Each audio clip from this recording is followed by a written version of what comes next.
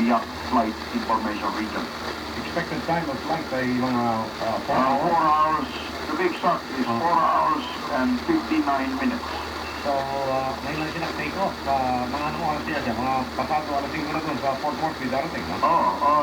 Ang Fort Moresby naman saka tayo ay halos pareho ng oras. So, hindi maglalayo yun. Ganun din oras ang meeting niya ron. After 4 hours and 59 minutes. Ivan, I'd like to express your gratitude that sana mauli ko sa mga iba pa mga espesyal, mga pagbisita ng mga kasulad ni Santo Papa sa Pilipinas.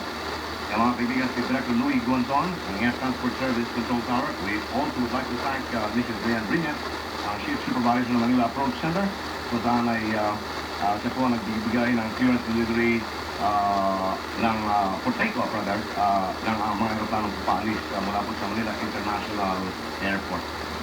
Salamat sa sambayanang Pilipino. Salamat sa buong mundo. Salamat sa buong may kapal. Ito ang official network ng makasaysayang pagdalaw ng Papa sa Pilipinas at ng World News Bay. GMA, Radyo Bisig Bayan, DZWB.